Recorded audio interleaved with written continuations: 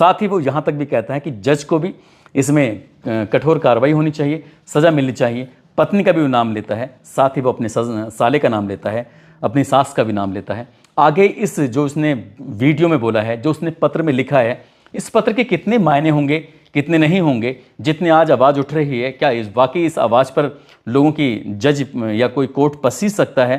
क्या वाकई में इन्हें इंसाफ मिल सकता है, नहीं मिल सकता है?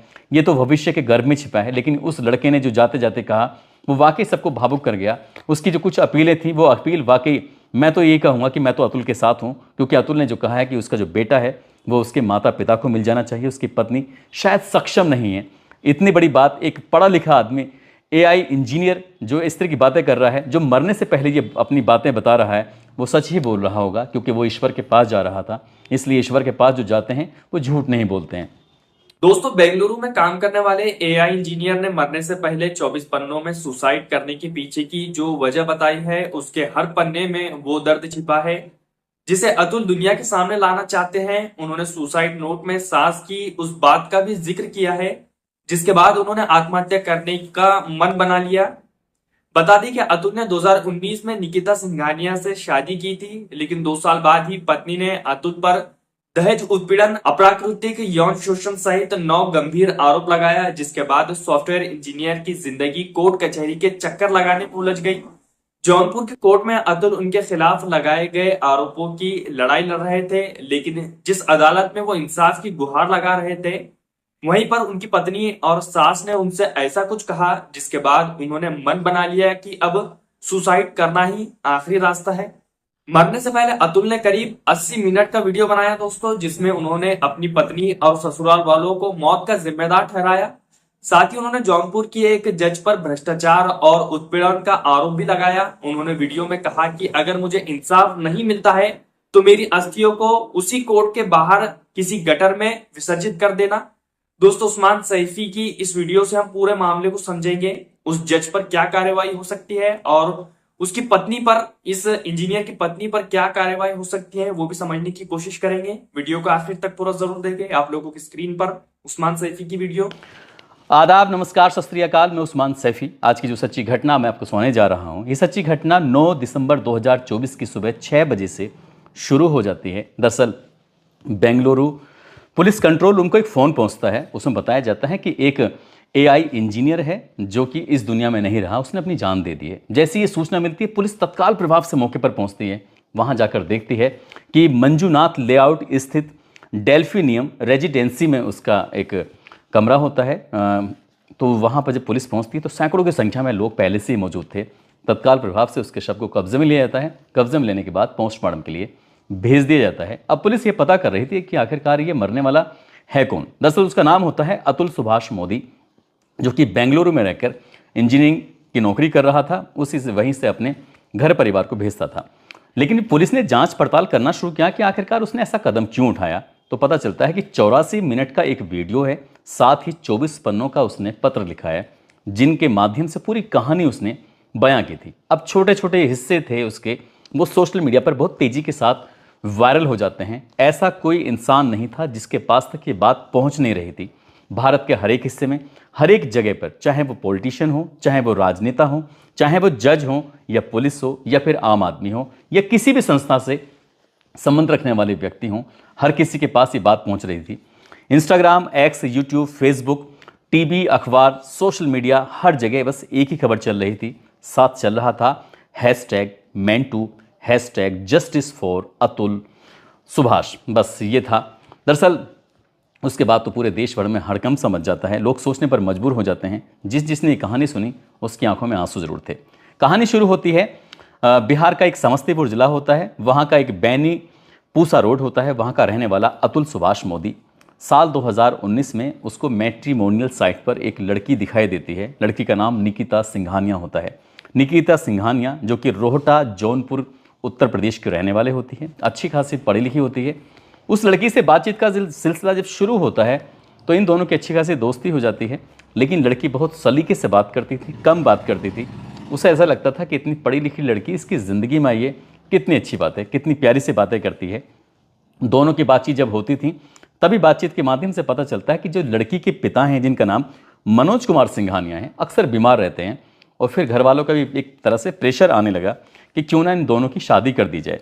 शादी अगर हो जाएगी पिता के रहते हुए तो ज़्यादा बढ़िया है। इसके बाद फिर दोनों परिवारों की सहमति बनती है। सहमति बनने के बाद 26 अप्रैल साल 2019 को बनारस का हिंदुस्तान इंटरनेशनल होटल होता है, वहाँ पर परिवार की जो लोग आते हैं उनके सामने शादी हो जाती है। दूल्हा दुल्हन समस्तीपुर पहुँच जाते हैं। यहाँ 2 दिन का इनका ठहराव होता है। 2 दिन के बाद लड़का उस लड़की को लेकर अपने साथ चला जाता है बेंगलोर में। यहाँ से वो जाता है सीधा मॉरिशस, और मॉरिशस में जाने के बाद 2 दिन का ये टूर होता है। लेकिन 2 दिन के टूर में कुछ उसे अजीब सा महसूस हो रहा था। अजीब सा इसलिए महसूस हो रहा था कि जो लड़की होती है या तो कहीं सामान खो देती थी, सामान खो दिया, उसके बाद फिर बस छोड़ दी, इसी तरह की वो हरकत कर रही थी। और जब जब वो ऐसी गड़बड़ी कर रही थी तब वो हंस देती थी। इंजीनियर को लगता है कि बड़ी अजीब सी बात है, समझ में नहीं आ रही। लेकिन वो अपनी पत्नी को फिर उसके बाद बेंगलोर लेके आता है और बेंगलोर लाने के बाद एक अपनी ज़िंदगी में मशगूल हो जाते हैं। उसे लगता है कि पत्नी पढ़ी लिखी है तो उसे मौका मिलना चाहिए अच्छी नौकरी का। इसके लिए वो उसकी तैयारी कराता है। जब तैयारी होती है तो फिर वो कहीं ना कहीं उसे नौकरी के लिए अवसर मिल जाते हैं। इसी बीच में खबर आती है 17 अगस्त 2019 को उसके पापा बीमार तो चल ही रहे थे, उनकी मौत हो जाती है। और पापा की मौत के बाद ये सब वहाँ जाते ही हैं। इस लड़के के पापा भी 2 दिन के लिए वहाँ पर पहुँच जाते हैं। वक्त थोड़ा आगे बढ़ रहा था। उसके बाद ये वापस आते हैं और जो लड़का है अतुल, वो अपनी पत्नी निकिता को पहले अपने उसके ऑफिस छोड़ता था 13 किलोमीटर तक बाइक चलाकर। उसके बाद वहाँ से अपने ऑफिस जाया करता था। रोज़ का यही सिलसिला चल रहा है। लगभग 50 किलोमीटर से ज़्यादा का ये सफ़र था जो लगातार सफ़र वो करता था। लेकिन इसी बीच में उसकी पत्नी प्रेग्नेंट हो जाती है। पत्नी जैसे ही प्रेग्नेंट हो जाती है, बताया जाता है कि इसी बीच में उसकी पत्नी की नौकरी चली जाती है। पर इधर पत्नी की नौकरी चली जाती है। जब डॉक्टर के पास दिखाया जा रहा था तो डॉक्टर कहते हैं कि इनसे थोड़ा सा काम कराइए, क्योंकि काम कराना ज़रूरी है, शरीर का मूवमेंट बहुत ज़रूरी है। लेकिन इसी बीच में माँ को बुला लिया जाता है ख्याल रखने के लिए। 1 BHK का इनका फ्लैट होता है, वहाँ बहुत ज़्यादा स्पेस भी नहीं होता, लेकिन फिर भी माँ साथ में रहती है। इसी बीच में एक नौकरानी आती है जो घर में खाना बनाने के लिए, एक नौकरानी आती है जो साफ़ सफाई वगैरह करने के लिए आती है। ज़िंदगी बेहतरीन चल रही है। इसी बीच में बच्चा भी पैदा हो जाता है। इसी बीच में परिवार के लोगों की एंट्री भी हो जाती है। लेकिन जगह घर में कम थी, इसलिए परिवार के लोगों को एक होटल में ठहरा दिया जाता है। यहीं से स्थिति इतनी बिगड़नी शुरू हो जाती है कि लड़की के परिवार वालों को लगता है कि हम लोगों के लिए इतनी भी जगह नहीं है कि हम लोगों को दूर रखा गया, होटल में रखा गया, इससे अच्छा तो हमारा घर है, इस तरह की बातें।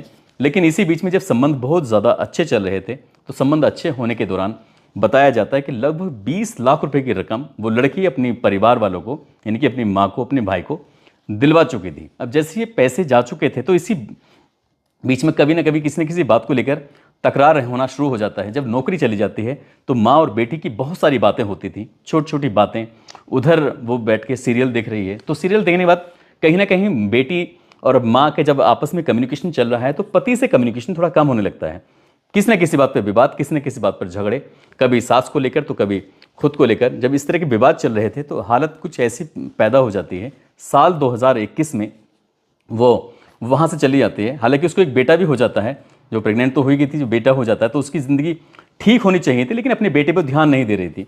इस बीच में ये भी बात सामने आती है कि जो लड़के की माँ है वो पूरी वेजिटेरियन है और जो लड़के की पत्नी है वो नॉन वेजिटेरियन है। पत्नी घर में कुछ ऐसी चीज़ें खाती थी जिससे माँ को ऐतराज़ होता था। यही लड़ाई की छोटी मोटी वजह बन जाती हैं और यही बन जाती है वजह यहाँ से अलग होने की। वो यहाँ से सीधा अलग जाती है और अलग जाने के बाद 24 अप्रैल 2022 को वो जौनपुर की सदर कोतवाली में जाती है निकिता सिंघानिया। और जाने के बाद मुकदमा अपराध संख्या 115/2022 IPC की धारा 498A, 323, 504, 506, साथ ही दहेज प्रतिषेध अधिनियम की धारा 3 और धारा 4 के तहत मुकदमा दर्ज कर लिया जाता है।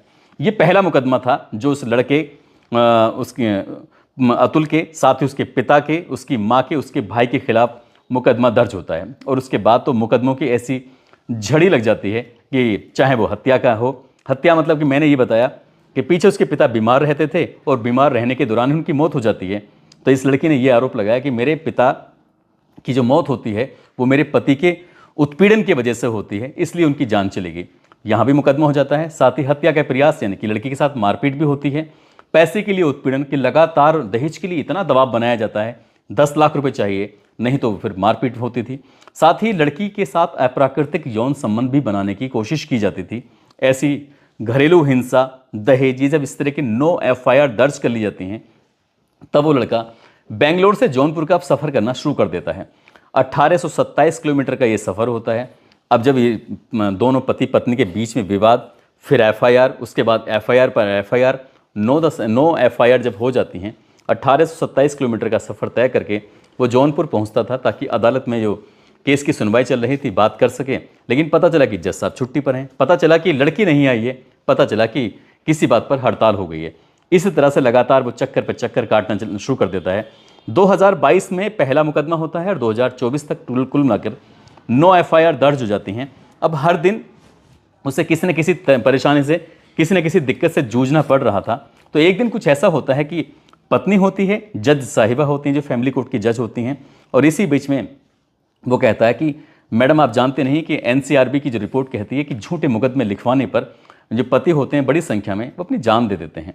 तो पत्नी कह देती है तो फिर तुम पीछे क्यों, तुम क्यों नहीं दे देते हो। जब इस तरह की बात थी तो जज साहिबा जब ये बात सुन रही थी तो उसके बाद वो हंस देती हैं, बजाय वो ये समझाने कि तुम इस तरह की बातें क्यों कर रही हो, जज साहिबा हंस देती हैं। इसी बीच में वो परेशान तो रहने लगता ही है क्योंकि बार बार उसके चक्कर लग रहे थे। वो कोर्ट से सेटलमेंट कराना चाहता था कि किसी भी तरकीब से सेटलमेंट हो जाए, बात खत्म हो जाए और ये झगड़े जो बन रहे हैं वो झगड़े हो जाने, दूर हो जाने चाहिए। एक दिन उसकी पेशगार से बातचीत हो रही थी तो पेशगार, ये ऐसा आरोप लगता है मीडिया में भी ये सब चीज़ें वायरल हो रही थी, तो पेशगार ने 3 लाख रुपए की डिमांड की। जज साहिबा ने शायद 3 लाख रुपए की मांग उस पेशगार के माध्यम से की थी, लेकिन बात नहीं बन पाई। अब सीधे सीधे जज से बातचीत जब होती है तो जज साहब पता चलता है कि 5 लाख रुपए की डिमांड कर बैठती हैं। वो कहाँ से लाए इतना पैसा, पैसे ही पहले लगभग 20 लाख रुपए से ज़्यादा तो अपने ससुराल वालों को दे ही चुका था। अब इस बीच में लगातार पैसे, फिर आना जाना, 1800 किलोमीटर का सफ़र कोई कम नहीं होता है। लगातार जब इस तरह से चल रहा था, इसी बीच में सेटलमेंट वाली बात जो आती है तो मेंटेनेंस के लिए, यानी कि जो बच्चा है उसकी लिए खर्चे की ये पैसे मांगे जाते हैं। मांग तो की जाती है लगभग 2 लाख रुपए के आसपास, लेकिन 2 लाख रुपए नहीं। जज साहिबा की तरफ से केस में 29 जुलाई 2024 को पति को एक आदेश किया जाता है कि आप बच्चे की परवरिश के लिए जब तक कि वो वयस्क नहीं, यानी तो ये था दोस्तों एआई इंजीनियर अतुल सुभाष की जिंदगी से जुड़े कुछ मेन पॉइंट जो कि आप लोगों के बीच उस्मान सैफी साहब ने रखा। आप लोगों की दोस्तों इस वीडियो के बारे में क्या राय है, इस रिपोर्ट के बारे में क्या राय है, नीचे कमेंट बॉक्स है, कमेंट बॉक्स में आकर अपनी राय जरूर बताएं और अतुल सुभाष के लिए आवाज उठाएं कि इन्हें इंसाफ जरूर मिले।